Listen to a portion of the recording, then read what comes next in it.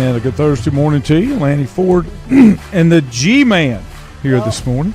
Yep, he is here. Turn it around a little bit. Turn your mic this way. There you go. There you go. Push the boom out. Now can they hear me? Now. All right. Got to make sure we can hear you, G. Ford had to take care of a little animal duty this morning, so G's in here with me. He's coming in a bit, but glad to have you along with us anyway on Thursday morning. You keep up with the pro football, so I'll go ahead and just ask you. Yeah, but on the pro side, what's your thoughts on Russell Wilson being named the starting quarterback for Steelers? I don't think it's a bad idea, but I do think that sitting Justin Fields, well, they're not fully sitting him because he's returning kickoffs. But I don't think, starting Russ is a bad idea because right now you're not trying to push for championship.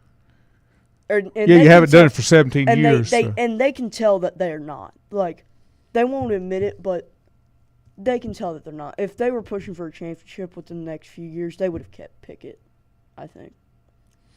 So what is their future? So it ain't Russ. Right now, they are trying to develop Justin Fields into the next good quarterback. Or the next. And what's your thinking? Was it all Chicago? Was it all coaching staff and schemes in Chicago? I don't know what it was, but it's just not. It's not going to work out for them. He still fumbles. Yeah, that doesn't have anything to do with. Well, that's because he runs the ball too much. Yeah, but I'm talking about the preseason game I watched. He fumbled it 3 times under center. Yeah, like you can't have. See, if they would have been smart, they would have drafted him, moved him to running back, and then they probably would have signed a veteran quarterback, traded Montgomery, get a draft pick, use that draft pick to draft a quarterback instead of. Yeah, but Pittsburgh can't develop quarterbacks. We want the. But they can't develop quarterbacks. Well, that's not what they do. They developed Ben Roethlisberger into a. No, he was a beast when he came in. Yeah, but and the reason they took him is because he fit the mentality of the. Who, Pickett or Roethlisberger? Roethlisberger, because he was a big bruising quarterback. Yeah, that's why they took him. That's what they needed, but they needed a guy that could manage the offense so they didn't have to worry about it, and then they control how their defense plays. That's why they won a Super Bowl, and then the very next year they lost it to. And then you've got Russ. They were talking about it yesterday. The problem with Russ is Russ takes a lot of sacks.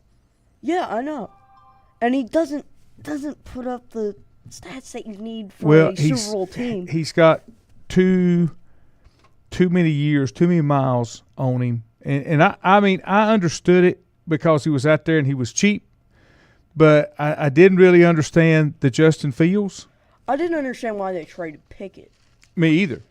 You start Russ, keep Pickett, let Pickett learn from Russ. Right. And then you could really take off. No, I know what you're going to say. Oh, Pickett was 26 years old or something. Quarterbacks can last until they're 40.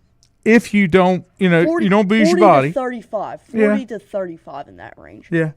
If you don't abuse your body, that's the biggest thing. Let me see what else is happening on the NFL side. Let's see. Now, I have been said. Ayuk is cleared by doctors but is not able to practice. Why do you think he's not able to practice but he's been cleared? Do you think he's going to hold out? That's kind of the way that works. He requested a trade, and he said, so there was a trade offer from the Patriots, which I'm shocked they didn't take that.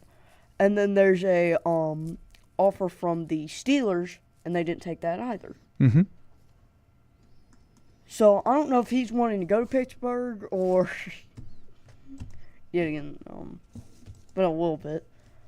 But it's weird on what they're doing. It's not It's not bad what they're doing. They're trying to keep him. But they've let it play out too long. Well, it's the same thing that's going on in Dallas. Yeah. When you look at Dak, if they give him the kind of money he's wanting, they're fools, in my opinion. If they – see, here's the thing. They paid CeeDee Lamb. They paid Michael Parsons. Why? Like, you – see, here's the thing. You could easily draft talent at receiver and running back and tight end and places like that. And then once you pay them, let them go, and then you draft another one. And then agree. And draft – see, they've let their – hey, guess what? Dallas has done nothing but sign 4 running backs this offseason and let half their team go. Well, the thing of it is, they signed Dalvin Cook yesterday. I'm not convinced that you've got this limited number of players in the NFL with the number that are playing out in college, and you see some players that are not marquee players make it in the league once they get there because they've got the talent. The big thing with Dallas is, and I've heard multiple people say this, Jerry pretends that he wants to win a Super Bowl. He doesn't. But he doesn't. He just wants to keep himself in front. If he would go ahead and admit it, then it would get so much weight off his shoulders. But yeah. he won't admit it because he doesn't want to ruin his reputation. I know. And I don't know what the deal is, but now we got the third party of the group. Thanks for coming in. Hey, I was doing my duty with spade and neuter. I understand. Drop-offs. Just as Bob Barker says. Just as a note, yesterday was the 1-year anniversary of Bob Barker passing away at 99. And that was his favorite saying. Please, have your cat and dog spayed or neutered. Absolutely. Yeah. You know, The Price is Wrong. Remember that? Oh, yeah. When he punched Happy Gilmore? Yeah. Or Happy punched him. And now they're doing a Happy Gilmore too, and you can't use Bob. It's another story because I know you're a Brady, fan. If Brady is approved, he's trying to buy a portion of the Raiders. And if he buys it becomes a partial owner, he'll be forced to abide by unique and severe restrictions in his dual role as a broadcaster.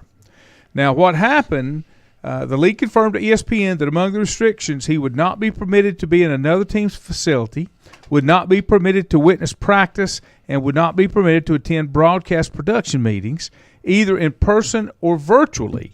The lack of access to coaches and players before games could be the most severe restrictions. Those meetings at which broadcast crews meet with the matchups, head coaches, and key players, and often a lifeblood of insight for the telecast. So, they did these rules, and the league presented it to the owners on Tuesday and titled it Brady, Broadcast Restrictions. Now, Tom doesn't need the money as a broadcaster. And so he wants to buy into a franchise. Of course. Yeah. But why the Raiders? Because they're the only one that would sell him an Las interest? Vegas. And there's a lot of opportunity there through relationships. I get that, but I'm going back to the ownership of the Raiders. Right. That's not the most stable. No, that is a good point. And it hasn't been, but things do change. In a long time. It hasn't been in a long time. Yeah, but things do change. That's the best way to put it. Right? Mm-hmm. And I think when you look at,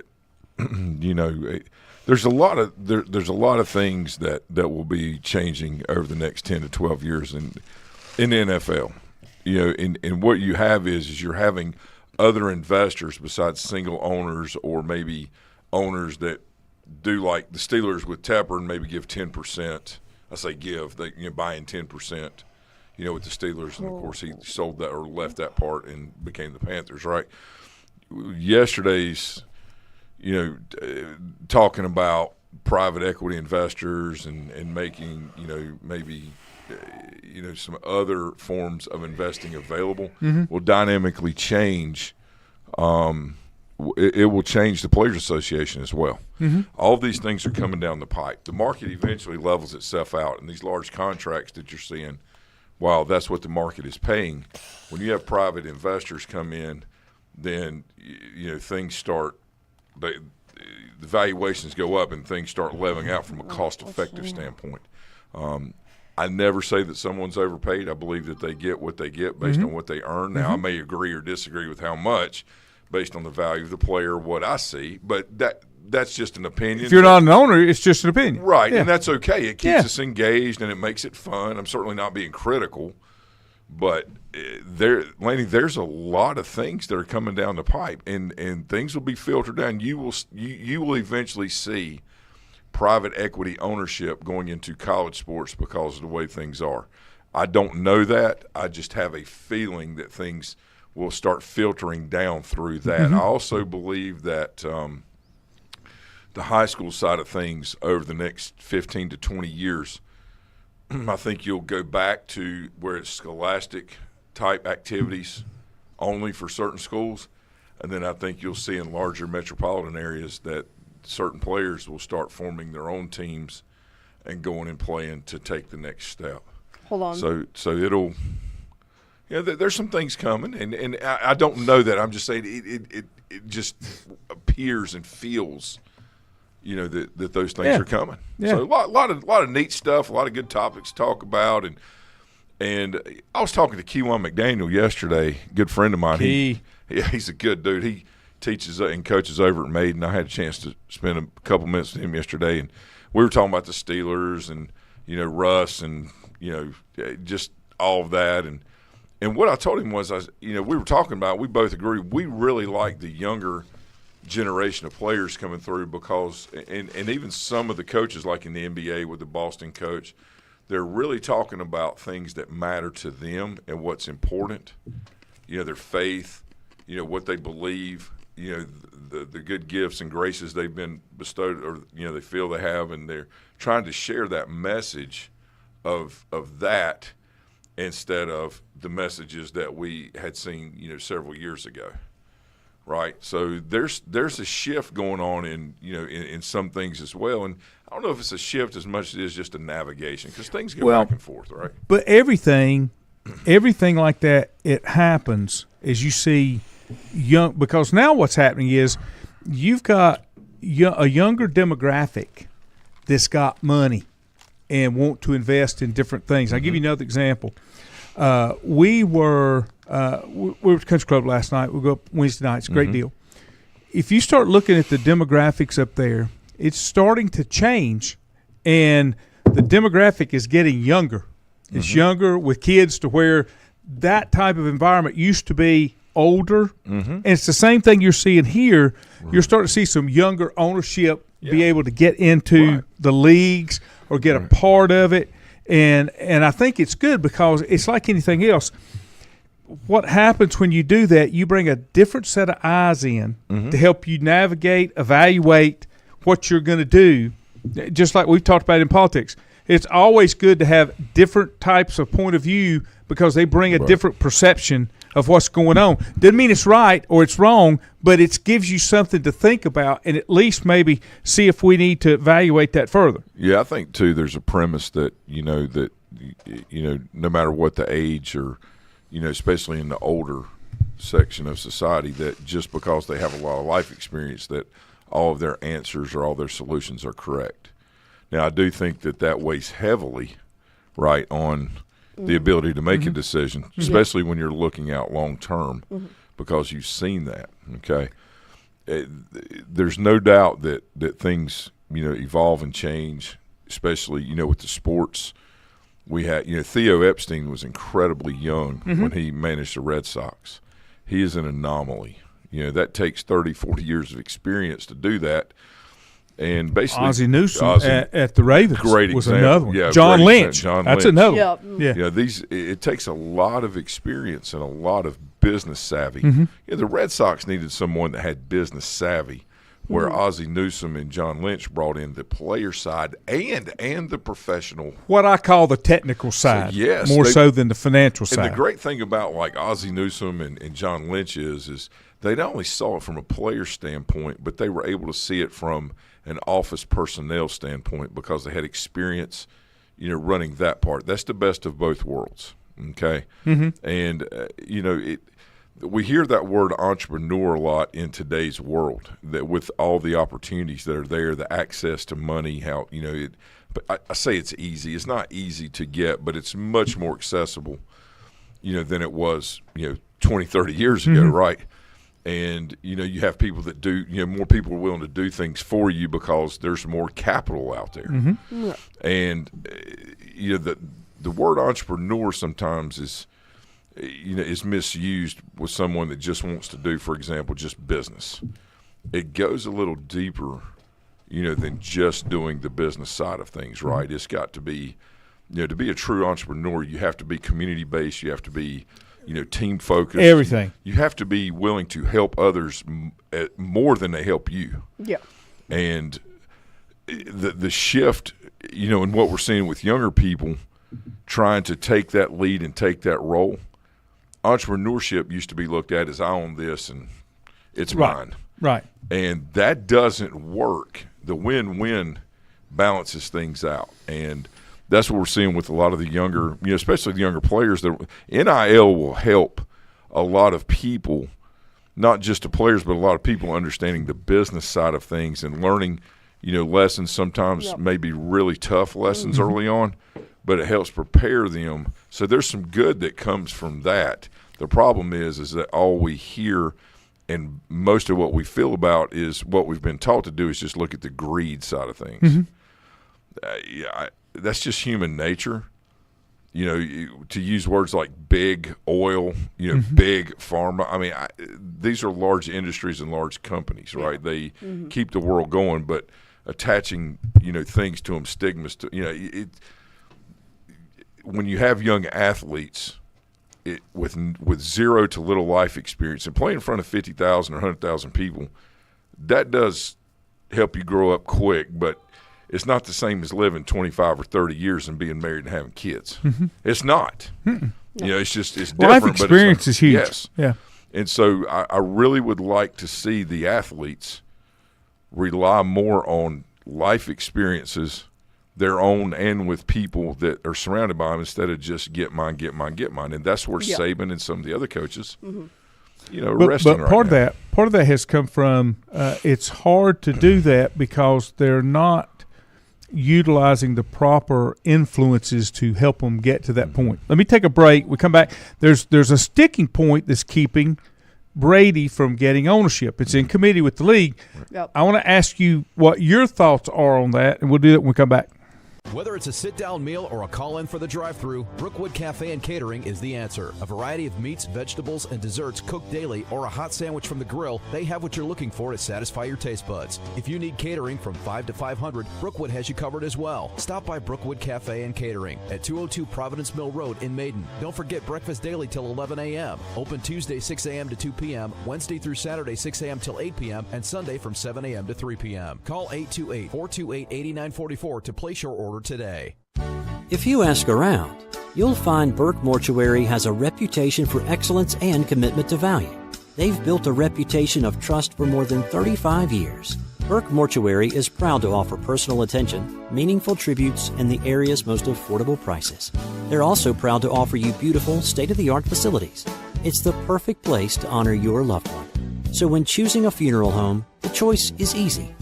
Choose Burke Mortuary with locations in Maiden and Newton.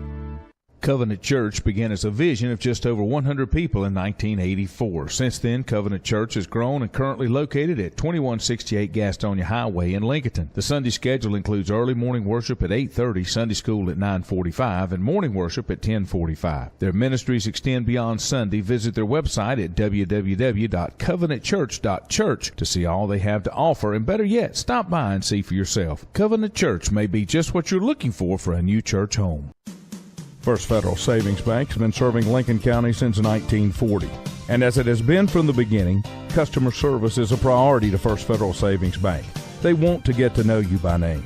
First Federal Savings Bank has the convenience, the products, and the services that the larger banks have, but with hometown people that you see throughout your community. Stop in and visit one of their 4 convenient locations and see what First Federal Savings Bank has to offer you. Member FDIC, an equal housing lender.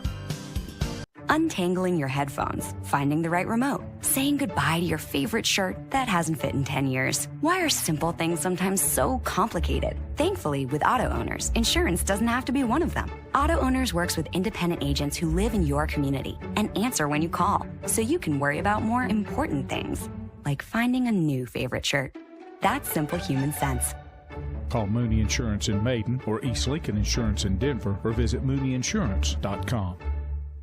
At Stifel Nicholas, we're committed to offering investors personalized investment guidance. We're a full-service organization with departments staffed with professionals that specialize in a wide range of investment opportunities, from the most conservative to the most aggressive. We strive to give each account, regardless of size, careful, individual attention. Call Fort Rembert today at 828-624-7300. Stifel Nicholas, member SIPC and the New York Stock Exchange.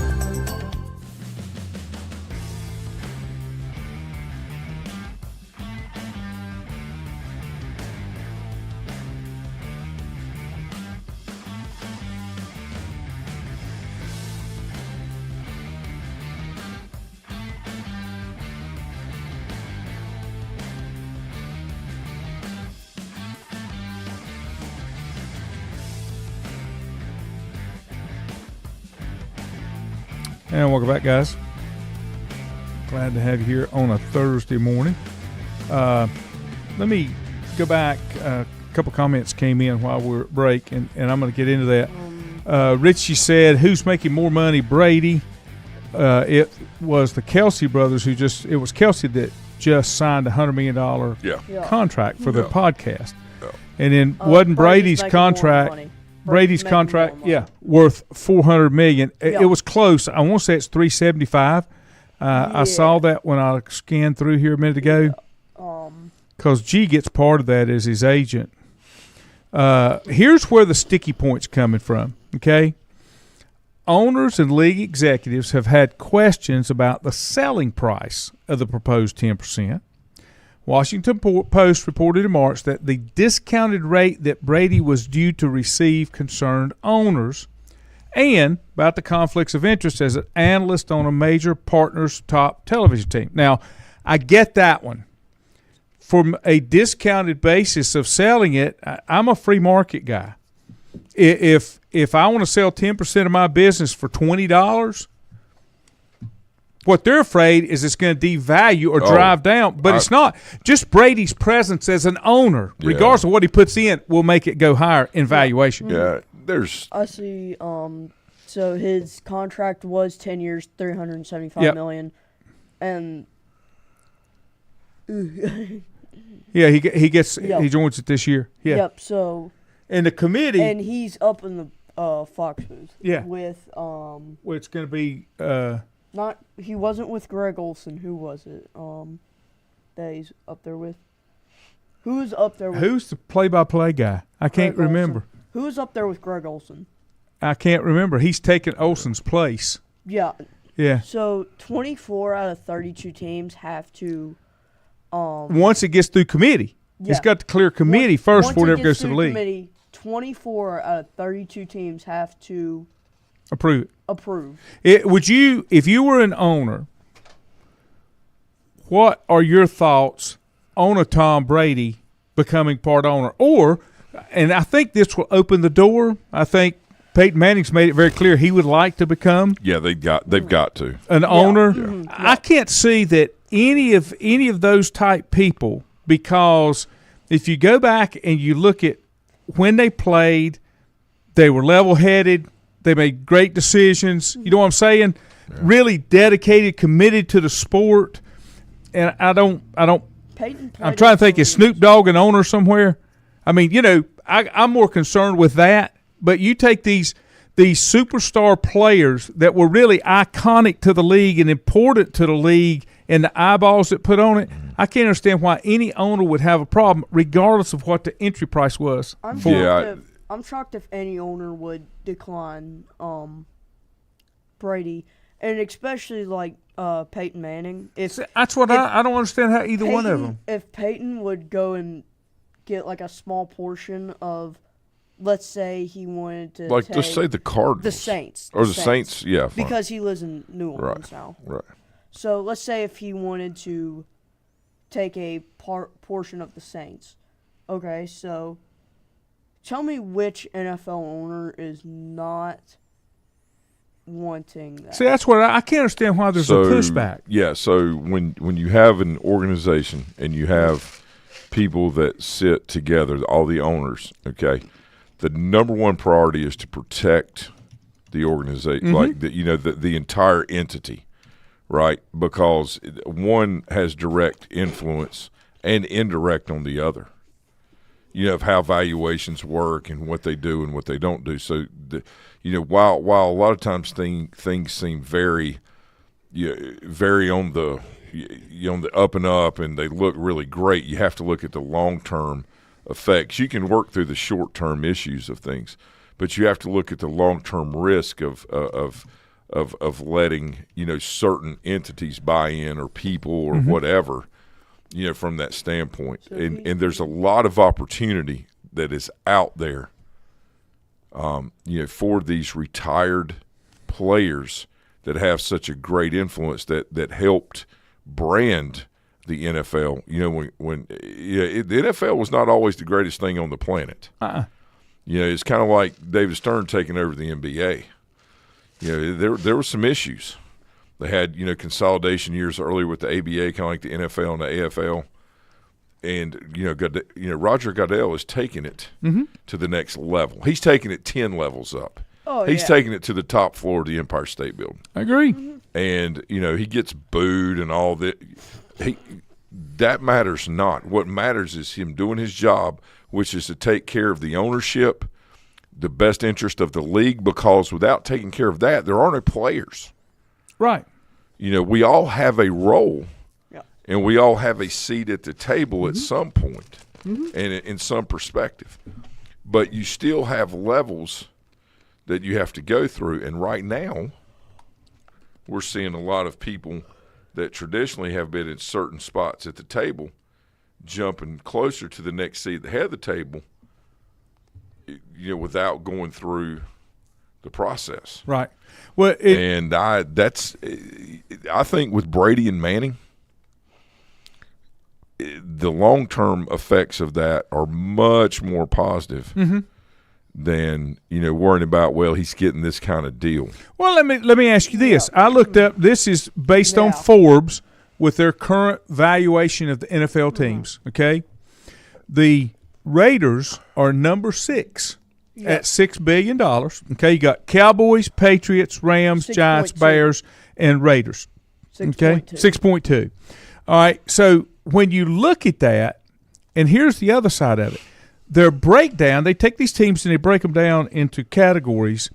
The sport itself is the major chunk. The market is the second. Sure. Stadium is third, and the brand is the next one. So I guess what they're saying, if Tom's not paying $600 million for his 10% share, then I guess if he wanted to buy 10 and he was given 600, they really couldn't turn him down.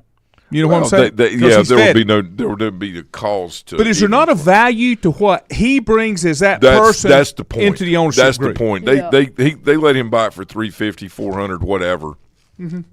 He immediately takes it. Right. Everybody with that value tide, of the league goes up. Let me tell you something. With that tide, all ships rise. Right. Okay. Now it's a matter of trying to keep them up when the tide starts moving back out. Right. And, it's like the thing about, the risk that we take in life, whatever it is that we do. The more secure we are on one end, the more willing we are to go a little further out. This is an opportunity to bring security from a name and from a credibility as a player and a person standpoint into the organization, right? So you can go a little further out and your valuations have the potential to majorly increase. The Las Vegas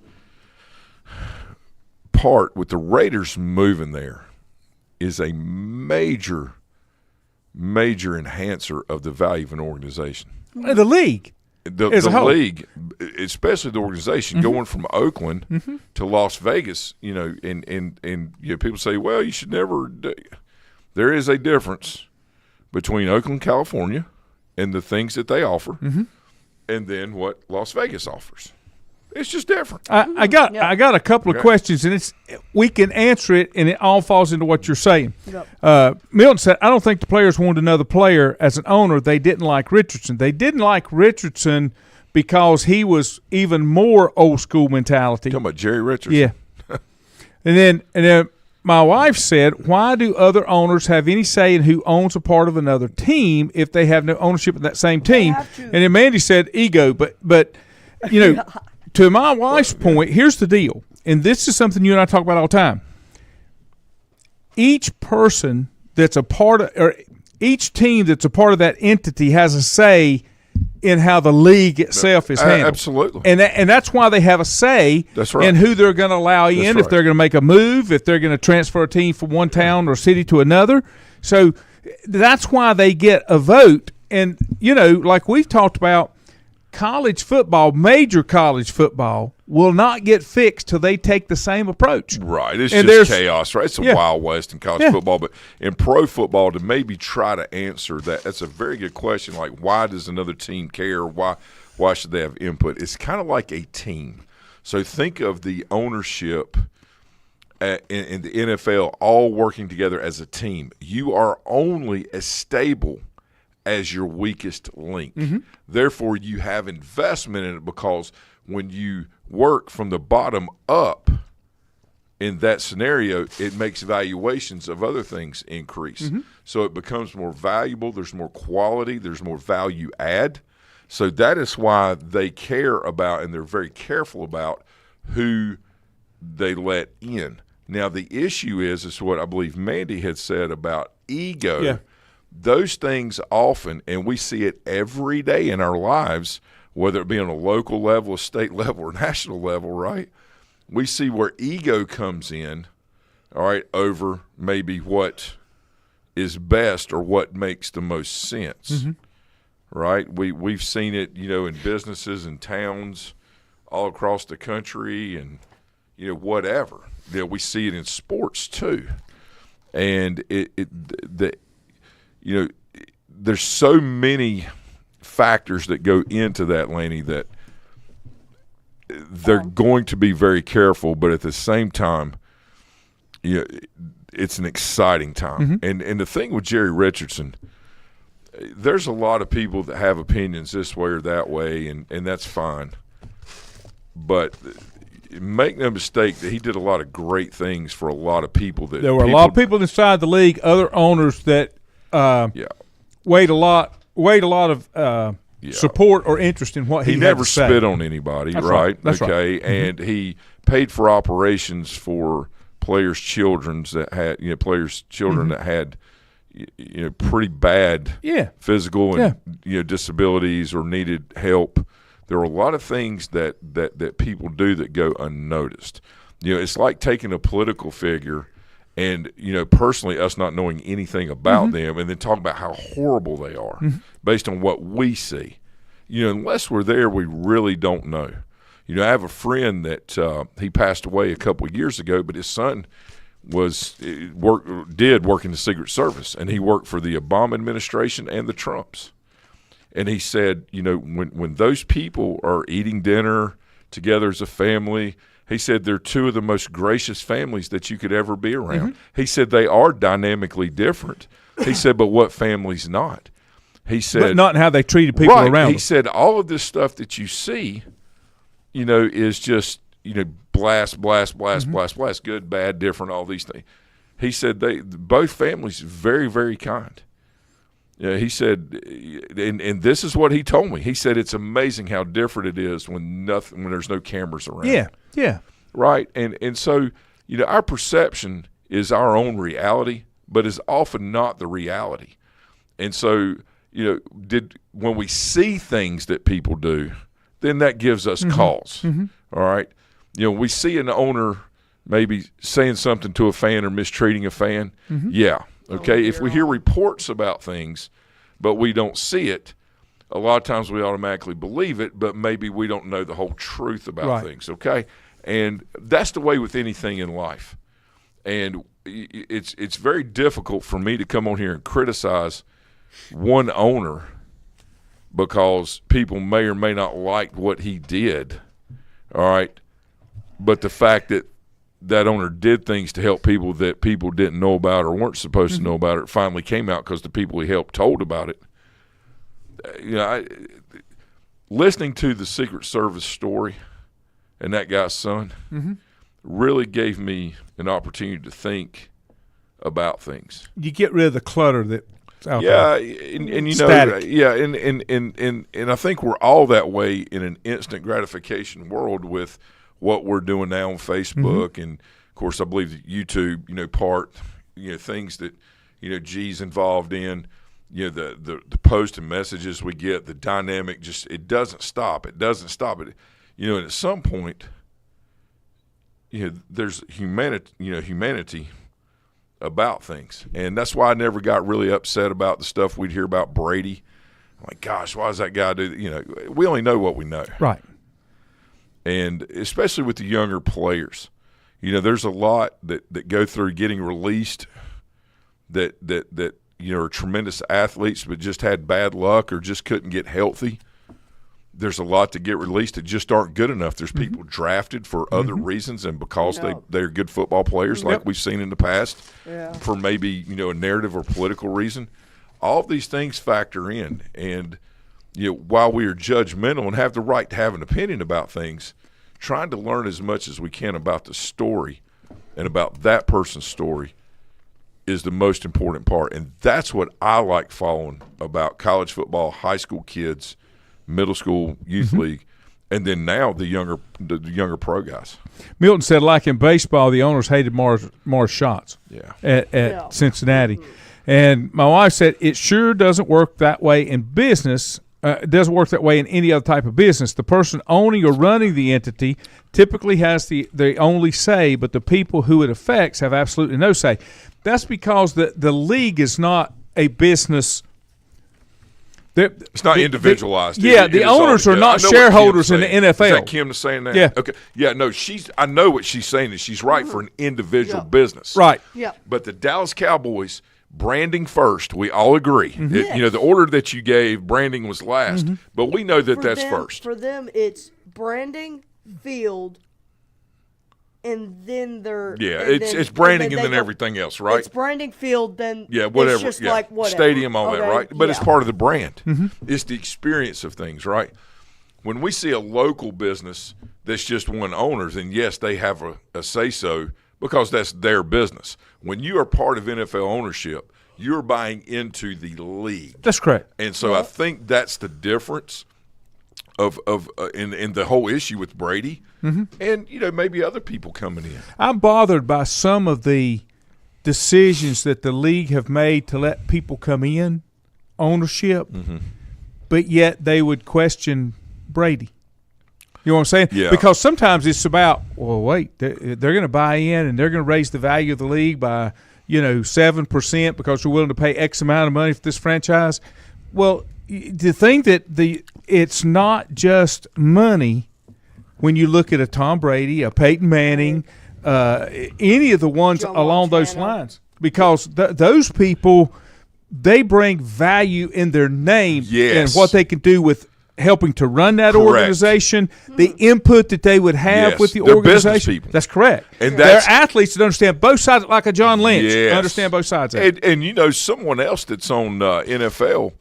Oh, he was a NFL player. He didn't get the GM job, but it's Louis Riddick. Yeah. He is really, he understands both sides of it. He's very involved. I think the one thing that always concerns me is hearing the word the committee. And when you start bringing private money into things, private then is entity. It's not person. And so where does all of this come from? It's like when you hear the government. There's not an accountability Right. of going to one person. It's the government. Things get buried in when it's an entity of whatever kind instead of a single person. Right. So that's the only concerning thing to me is if somebody starts making all these changes and you hear the thing like the movie The Firm. That's a great example of there's a few people that are calling the shots, but the firm in the movie is greater than any one person. One of the things when That's Kim dangerous. when Kim mentioned that, the first thing that popped into my mind that would be similar, I guess, and I don't know if they do it in financial businesses like yours, but when you take a law firm and they've got partners, a doctor's office, a practice, and they've got doctors there.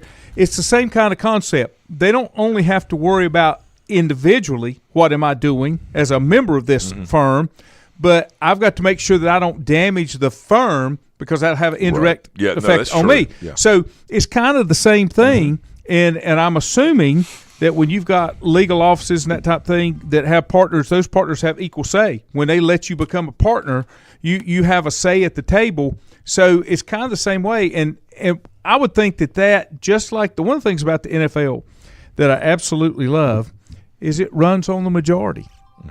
And that's important. That's important because that means everybody's got a seat at the table and everybody's got to vote. Yeah. And you know, I just like the way that works. And then Roger Goodell, he's not making the decisions. He's just carrying out the wishes of the league as a whole. I would really – I think that's good when you have all of that. But I would really like to see a final decision maker. You know, when Landis came in and all of the owners appointed him, they tried to say, well, for a term of such and such, he takes that fly swatter in the movie, you know, and slaps down and says lifetime contract. That way I'm not playing favorites. They were all like, whoa. But what he did was, in theory, is he came in and cleaned up the issues they were having and laid down the law and laid down punishments.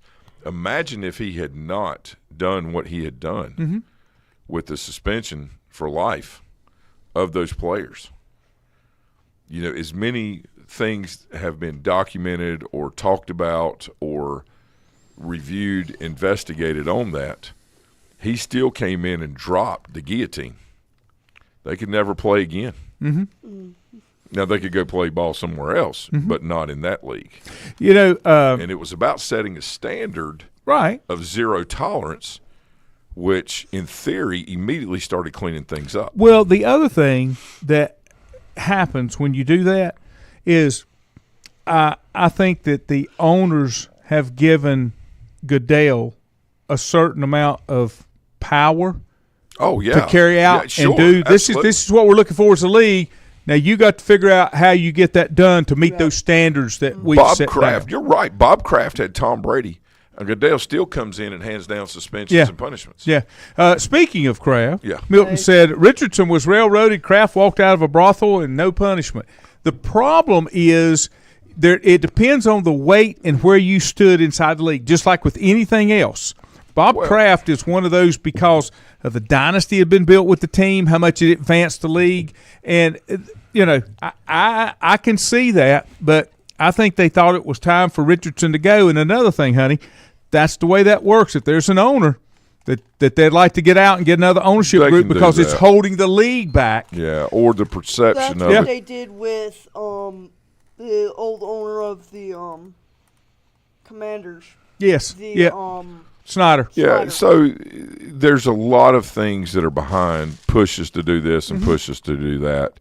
And a lot of times, you know, narratives are spun for perception from the public. And, you know, the thing that I'm often intrigued by, and I'm not talking about happily or unhappily, but intrigued by, is how, you know, the narrative at that certain time plays into who is employed and who's not. You know, the whole thing with John Lynch, not John Lynch, John Gruden, the whole thing with him, you know, none of the other emails were released that we know about. No, I agree. I'm not saying he was right or wrong. I think he got railroaded because I don't think you saw the whole story. They only wanted to paint the picture they wanted you to see. That's what I'm saying. So a lot of these things – but that's like life in general. It's narrative based. It's you know, the perception of, you know, it's getting people riled up and angry about something that they really don't know why they're angry half the time. They just get that way, right? You know, it's like riling up your football team in the locker room before the game.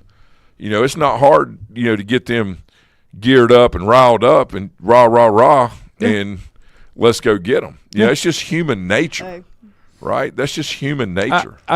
We got some news. So this happened literally 5 minutes ago. They probably noticed me laughing for the past 5 minutes.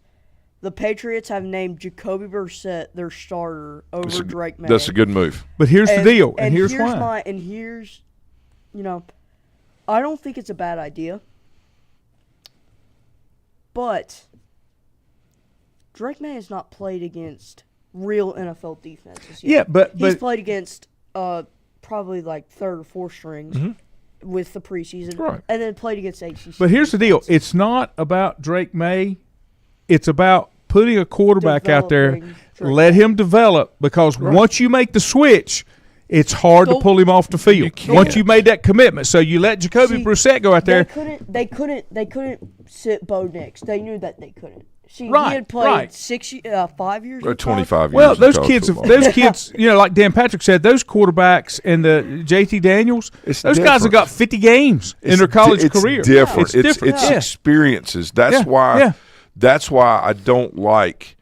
I don't discount any player and their abilities to be great. Mm-hmm. Right? Oh, I know who you're talking about. But I don't like the thing that you can play 8 or 10 games and all of a sudden you're like this dynamic wow. And Look at Trubisky. And because of but I think the Richardson kid at Anthony Richardson. is Come going to out of have some Florida. issues. Indianapolis. He's going to have some issues. See, you cannot. And I don't blame him because he No. can only play as much as Yeah. he's allowed to play prior to that.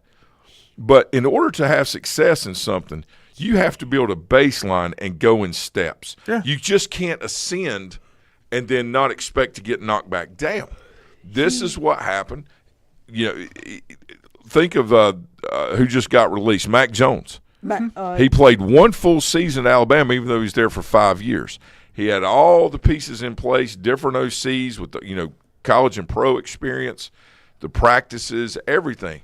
But what it comes down to is the fundamental foundation that you have of your character, your ability to continue to close the gap on getting better every day instead of having retractions that you can't overcome. And a lot of that, a lot of these things, Mac Jones was a pro, all pro his first year. He went to the Pro Bowl. And then all of a sudden, got some film on him, Offensive make things a little tough. You got chaos in New England. Yeah. Things aren't right. You're not surrounded by who you need to be. See, You're not helping the situation by acting maybe out. Okay? All of these things factor in. When you have someone like Brissett that can come in and do the job he's played for so many teams. and that Drake May can learn from, then he's much more likely to be successful instead of throwing him out there. The Trey Lance thing was absolutely ridiculous. I said that from day one. Yep. Okay? That was ridiculous. Not him as a person, but the fact that he could ascend and pass Garoppolo, who was by far head and shoulders more experienced in handling the situation. It has nothing to do with your athleticism. No. It has everything with your ability to handle situations. It is. Not what the situation is, but how you handle it. And this premise that we get every year, well, he's so athletic, he can run and do this. When I watched Caleb Williams the other day outrun a defensive end, all right, who's built like a defensive tackle, to the corner, two things, and he threw the ball, made a great throw on the run. Two things. Number one, the safety, who was probably third or fourth string that was guarding at tight end coming out, or was supposed to have him, was about 8 steps late getting there. No problem. Tight end runs a deep out, he gets open or an out, and it's kind of a comeback towards the sideline. Caleb Williams outruns the defensive end. Barely. This guy's not a starter. Nope. Okay, he is fighting for an opportunity to be on a roster. Listen to the words I'm saying. Barely outran him. What do you think is going to happen when the two best players in the league, Watt and Bosa, are on the corner? Oh, I know. Hey, and also. And what that has to do with is Caleb Williams' experience to get the ball out of his hand, and not just him, but all the young quarterbacks. It's not about how athletic they are and how they move in the pocket. It's your ability to respond to a situation and deliver the football and not turn it over. Yeah. This crap that we see, about how fast so-and-so is, how much they can bench, physical attributes are wonderful. They help enhance They contribute athleticism. to what you're doing. but- They enhance it. But they are not the makeup of the player. the inner parts. That's why in the nucleus of something, right, you got protons and neutrons, and the electrons are the active part on the outside. If the stuff inside don't work, the stuff outside ain't working. It's the same thing, bro. Yeah. And this is just a lot of this stuff. They set these kids up for failure because of dynamics instead of telling the truth. There's nothing wrong with the words, he's just not ready. But the problem And is that doesn't sell. That's Right. why they And it ends up started screwing your fan base because you get them all excited for something that they basically have no control over because of the environment they're put in that they're not prepared for. But the problem comes from whoever brought them in's got to accept responsibility that it But didn't who measure does, up. Lanny? I'm saying. I'm not arguing with you. What Yeah. I'm saying, but who does? Look at the Browns. Okay. How many number one quarterbacks are they going to bring in that are going to go, or are they going to sign Watson? For what? That was done 20 years ago. He didn't play for 2 years. They bring him in, pay him like he's the definition of insanity is doing the same thing over and over again, expecting a different result because I just believe in what I'm doing. Well, you know what? Maybe it's broken. The commentators Just make this maybe. point all the time, and especially you hear Cowherd say it. If you draft a player, and he calls it Thanksgiving of their second year of playing, you know by then if they're going to make it and can do the things that you drafted them for, and if they can't, you cut them loose, admit your mistake. You don't double down, say, well, we're going to make them better. Well, but Coward's part of the, and he's really good. Like, I really like him and watch him, and his show is really good. I think he's, like, if he's not the best, he's there, man. He's great. But I just go back to hearing all about how great Josh Rosen is and how great Sam Darnold is and how great this is and how, he's so, Zach Wilson. That is contributing to the insanity that someone can come in that has not been battle tested by even remotely close NFL similarities. And all of a sudden they're anointed because they can run or they're athletic. Run for your life, baby. And that still don't work because the dudes are faster than you are. And if that's the case with the quarterback, then why does Lamar Jackson, why did Colin Kaepernick, why do they not have 30 Super Bowls? Right. Because that's not the point of the position. Because the narrative is trying to be changed to fit that because it's more dynamic and more exciting. Wow, he's so fast. Look at him run. Dude, Patrick Mahomes, he does this. It's not about that. It's about how you elevate the team and make everybody else around you better. That's what Peyton Manning did. Peyton Manning and Tom Brady were two quarterbacks that they didn't have top-tier receiving talent. They created top-tier receiving talent because they understood and worked within their capabilities to make them successful. I've said that all along when you talk about high school players and teams. You evaluate what you've got. Right. You come up with a plan that will accentuate and stand 100%. out all the traits that team Based on what has, your player can do. but not what you think it will do, but what they're capable of doing. Hey, and before everybody says, I'm going to piggyback on what you said. You said that Brady and Manning never had any talent. They created, or they made the talent. And everybody, no. They didn't have the, Everybody's going to point to me and say, well, what about Randy Moss? Do you remember whenever Randy Moss got traded to the Raiders because the Vikings wanted nothing to do with him? Yeah. And he wanted nothing to do with the Vikings? Because he was, at that point, everybody said that he was washed, and he wasn't playing good. Goes to New England, puts up 24 touchdowns. But you can't. Wins all, here's the deal. You can't compare it because Bill Belichick was able to take the outcast and control them. Yeah. And when they went there, they knew that they didn't have a choice because if they didn't do what Belichick said, then it's over. They're gonna put you on the wall. No, then it's over. Let me give you one last thing, but before we go, Alan Haynes sent this, and I just looked it up.